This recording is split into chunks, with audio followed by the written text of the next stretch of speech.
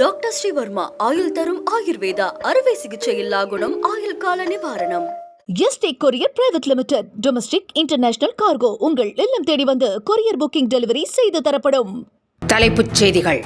Argentina பயணத்தை முடித்துக் கொண்டு பிரேசில் சென்றார் பிரதமர் நரேந்திர மோடி. பிரிக்ஸ் வருடாந்திர மாநாடு இன்று தொடக்கம். புதிய கல்விக் கொள்கைக்கு எதிராக திரண்ட மராட்டியம் எழுச்சியை கண்டு மகிழ்ச்சி அடைவதாக முதலமைச்சர் பாராட்டு.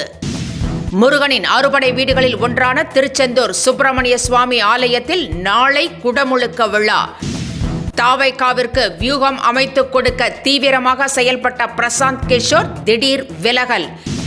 சுரங்கப்பாதைகள், பாலங்கள் கொண்ட நெடுஞ்சாலைகளில் டோல் கட்டணம் 50% வரை குறைகிறது. வாகன ஓட்டிகள் மகிழ்ச்சி. இனி விரிவான செய்திகள். அர்ஜென்டினா பயணத்தை முடித்துக்கொண்டு பிரதமர் நரேந்திர மோடி பிரேசில் சென்றார். அங்கு அவருக்கு உற்சாக வரவேற்பளிக்கப்பட்டது. 5 நாடுகளுக்கு சுற்றுப்பயணம் மேற்கொண்டுள்ள பிரதமர் நரேந்திர மோடி அர்ஜென்டினா சென்றிருந்தார். அங்கு அவருக்கு உற்சாக வரவேற்பளிக்கப்பட்டது. அந்நாட்டு தலைவர்களுடன் பிரதமர் ஆலோசனை நடத்தினார். இதை முடித்துக்கொண்டு பிரதமர் நரேந்திர மோடி பிரேசில் சென்றார். பிரேசிலில் இன்று தொடங்க உள்ள பிரிக்ஸ் மாநாட்டில் பிரதமர் கலந்து கொண்டு உரை நிகழ்த்துகிறார். கல்வி நிதி கொடுக்க மாட்டோம் என கூறியதால் மகாராஷ்டிர மக்கள் எதிர்ப்பு தெரிவித்ததைக் கண்டு பாஜக அரசு பின்வாங்கி உள்ளதாக முதலமைச்சர் மு.க. ஸ்டாலின் தெரிவித்திருக்கிறார். மகாராஷ்டிராவில் பாஜக அரசு செயல்பட்டு வருகிறது. புதிய கல்விக் கொள்கையை ஏற்றுக்கொண்டால்தான் நிதி ஒதுக்குவோம் என மத்திய பாஜக அரசு கூறியதற்கு அம்மாநிலத்தில் எதிர்ப்பு கிளம்பியுள்ளது. இந்நிலையில் ஹிந்தி திணிப்புக்கு எதிராக உத்தவ் தாக்கரே தலைமையில் நடந்த பேரணி எழுச்சி மிகுந்தது என முதலமைச்சர் கூறியுள்ளார். உத்தரப்பிரதேசம், ராஜஸ்தானில் 3வது மொழி என்ன என்ற ராஜ் தாக்கரேவின் கேள்விக்கு பாஜகவிடம் பதில் இருக்காது என்றும் முதலமைச்சர் விமர்சித்திருக்கிறார். திருச்செந்தூர் சுப்பிரமணியன் சுவாமி கோவில் குடமுழுக்க விழாவில் பங்கேற்க பக்தர்கள் கூட்டம் கூட்டமாக வந்து கொண்டிருக்கின்றனர். முருகப்பெருமானின் அறுபடை வீடுகளில் ஒன்றான திருச்செந்தூர் சுப்பிரமணிய சுவாமி கோவில் குடமுழுக்க விழா நாளை காலை 6:15 முதல் 6:50 மணி வரை நடைபெறுகிறது. 10 லட்சம் பக்தர்கள் வரை பங்கேற்பார்கள் என்று எதிர்பார்க்கப்படுகிறது. இந்நிலையில் குடமுழுக்க விழாவிற்கான ஏற்பாடுகள் தீவிரமாக செய்யப்பட்டு வருகின்றன. ட்ரோன்கள் மூலம் 20 இடங்களில் இருந்து பக்தர்கள் மீது புனித நீர் தெளிக்க ஏற்பாடு செய்யப்பட்டுள்ளது. தமிழக வெற்றி கழகத்திற்காக வியூகங்களை அமைத்துக் கொடுக்க தீவிரமாக செயல்பட்டு வந்த பிரசாந்த் கிஷோர் திடீரென விலகியிருக்கிறார்.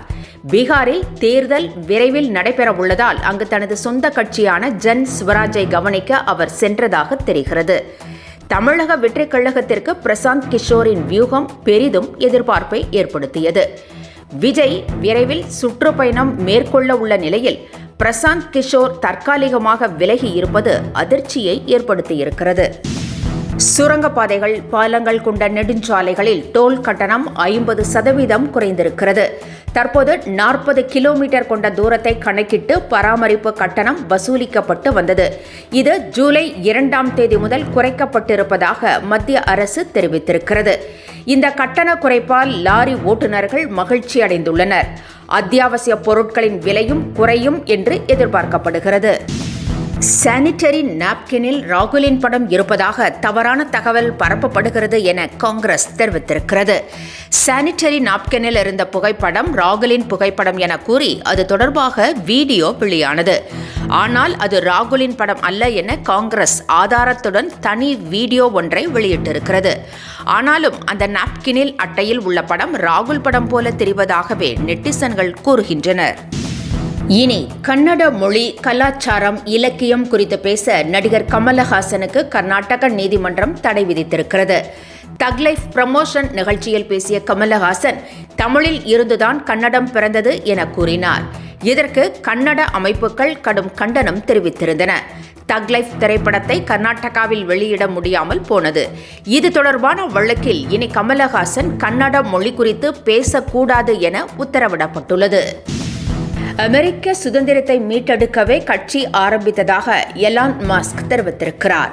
அமெரிக்க அதிபர் டிரம்பின் நெருங்கிய கூட்டாளியாக எலான் மாஸ்க் இருந்து வந்தார். இரண்டாவது முறையாக டிரம்ப் ஆட்சிக்கு வர பல கோடி ரூபாயை செலவழித்த மாஸ்க் தீவிர பிரச்சாரத்தையும் மேற்கொண்டார். இந்நிலையில் இருவருக்கும் இடையே உரசல் ஏற்பட்டது.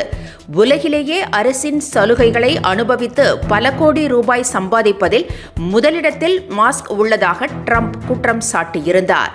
இந்த மோதலை தொடர்ந்து எலான் மாஸ்க் அமெரிக்க பார்ட்டி என்ற புதிய கட்சியை தொடங்கியுள்ளார். கார் பந்தயங்களில் தீவிரமாக ஆர்வம் காட்டி வரும் நடிகர் Ajith Kumar fast and furious மற்றும் F1 படங்களின் அடுத்த பாகங்களில் நடிக்க அழைத்தால் நிச்சயம் நடிப்பேன் என கூறியிருக்கிறார். இதைத் தொடர்ந்து அதுபோன்ற படங்களில் அஜித் தோற்றம் எப்படி இருக்கும் என AI எடிட் செய்த புகைப்படங்கள் சமூக வலைதளங்களில் வைரலாகி வருகிறது. அஜித்தின் ஆசை நிறைவேறுமா? பொறுத்திருந்து பார்ப்போம். இத்துடன் செய்திகள் நிறைவடைந்தன.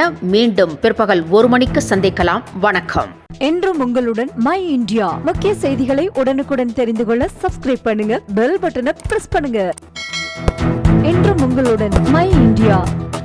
டாக்டர் ஸ்ரீவர்மா ஆயுள் தரும் ஆயுர்வேதா அறுவை சிகிச்சை இல்லா குணம் ஆயுள் கால நிவாரணம். Yesterday courier private limited domestic international cargo உங்கள் இல்லம் தேடி வந்து கொரியர் புக்கிங் டெலிவரி செய்து தரப்படும்.